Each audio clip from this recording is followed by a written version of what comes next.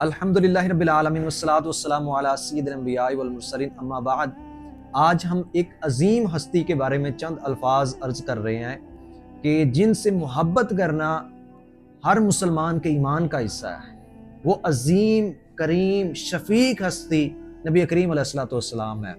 12 ربیع الاول کا دن ہمیں رسول اللہ صلی اللہ علیہ وسلم کی مبارک زندگی اور آپ کی مبارک تعلیمات کو یاد کرنے کا موقع فراہم کرتا ہے۔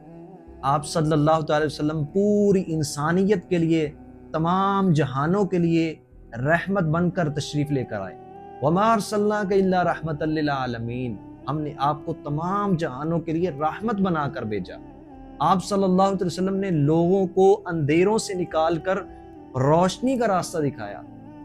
برائی سے روکا، نیکی، امانت، دیانت، سچائی اور انسانیت کی تعلیم دی۔ آپ صلی اللہ علیہ وسلم کی زندگی کا ایک خوبصورت پہلو آپ کا اخلاق تھا۔ آپ صلی اللہ علیہ وسلم لوگوں کے ساتھ نرمی اور شفقت سے پیش آتے، یتیموں کا خیال رکھتے، مسکینوں کی، غریبوں کی اور بے یار و مددگار جو ہیں ان کی مدد کرتے، پڑوسیوں کے آپ حقوق ادا کرتے، کمزوروں کے ساتھ آپ حسن سلوک کرتے۔ آج ہم نبی کریم علیہ الصلوۃ والسلام سے محبت کا دعویٰ تو کرتے ہیں، لیکن ہمیں خود سے ایک سوال کرنا چاہیے کہ کیا ہم نبی کریم علیہ الصلوۃ والسلام کی تعلیمات پر عمل کرتے ہیں؟ اگر ہم نبی کریم علیہ الصلوۃ والسلام سے سچی محبت کرتے ہیں تو پھر ہمیں اپنی زندگی میں جو ہے وہ سچائی لانی ہوگی، جھوٹ سے بچنا ہوگا، وعدہ خلافی سے بچنا ہوگا، وعدوں کو پورا کرنا ہوگا، والدین کا ادب و احترام کرنا ہوگا، اساتذہ کے ساتھ ادب و احترام سے پیش آنا ہوگا،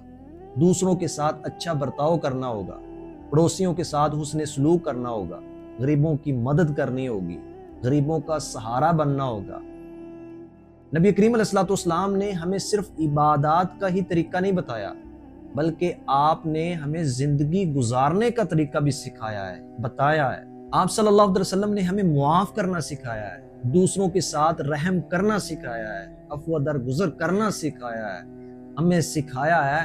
کہ معاشرے میں لوگوں کے ساتھ انصاف کے ساتھ کیسے پیش آنا ہے، انصاف کیسے کرنا ہے، عدل کیسے کرنا ہے۔ آج کے دور میں ہمیں نبی کریم علیہ الصلوۃ والسلام کی سیرت کو پہلے سے زیادہ اپنی زندگی کا حصہ بنانے کی ضرورت ہے۔ ہمارے پاس علم بھی ہے، کتابیں بھی ہیں، لیکن اگر ہمارے پاس اخلاق نہیں ہے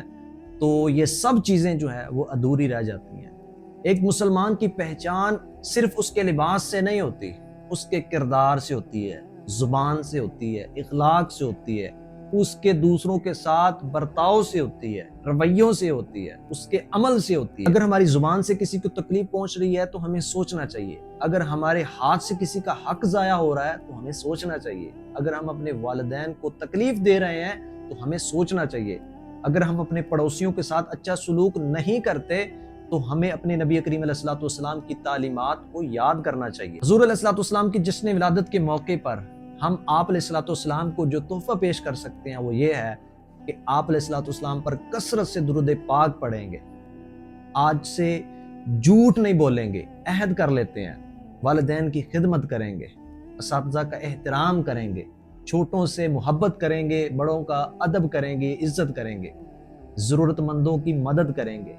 ان کے ساتھ اچھا برتاؤ کریں گے، اپنے اخلاق کو بہتر بنانے کی کوشش کریں گے اور نبی کریم علیہ الصلوۃ والسلام کی تعلیمات پر عمل کرنے کی بھرپور کوشش کریں گے۔ آج سے عہد کر لیتے ہیں کہ ہم کسی کے ساتھ وعدہ خلافی نہیں کریں گے، جھوٹ نہیں بولیں گے، ناپ تول میں کمی نہیں کریں گے، دوسروں کا حق ضائع نہیں کریں گے، دوسروں کے حقوق جو ہیں ان کا خیال کریں گے۔ دنیا کے بہت سارے لوگ عظیم شخصیات کا نام لیتے ہیں، ان کو فالو کرتے ہیں، لیکن ہمارے لیے نبی کریم علیہ الصلوۃ والسلام ایک عظیم شخصیت ہیں، ہمارے لیے رول ماڈل ہیں اور ان کی مبارک زندگی سے ہم بہت کچھ سیکھ سکتے ہیں۔ قرآن کریم اللہ سبحانہ و تعالیٰ نے ارشاد فرمایا لَقَدْ كَانَ لَكُمْ فِي رَسُولِ اللَّهِ أُسْوَةٌ حَسَنَةٌ، یقیناً تمہارے لیے نبی کریم علیہ الصلوۃ والسلام کی زندگی بہترین نمونہ ہے۔ آئیں دوبارہ پھر سے عہد کرتے ہیں کہ نبی کریم علیہ الصلوۃ والسلام کی مبارک زندگی سے ہم سیکھنے کی کوشش کریں گے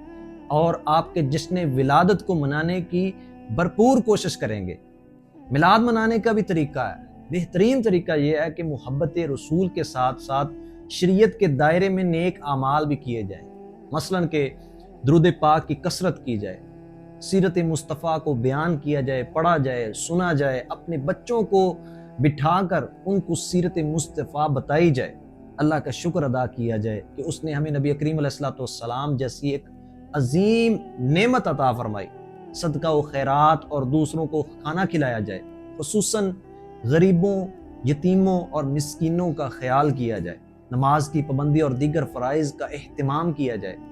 سنت رسول پر عمل کرنے کی کوشش کی جائے۔ محفل میلاد کوئی کروائے تو اس میں غیر شرعی امور جو ہیں ان سے بچا جائے۔ محفل میں غیر شرعی امور مثلاً کہ فضول خرچی نہ کی جائے، فحش کلامی نہ کی جائے، موسیقی یا ایسی چیزیں اس میں نہ شامل کی جائیں کہ جو شریعت کے خلاف ہوں۔ اور میرا آخر میں خصوصی پیغام یہی ہے کہ ربیع الاول صرف جشن کا ہی مہینہ نہیں ہے، بلکہ سیرت مصطفیٰ صلی اللہ تعالی علیہ وسلم کو اپنی زندگی میں لانے کا ایک بہترین موقع ہے، لہٰذا اس موقع سے بھرپور فائدہ اٹھائیے۔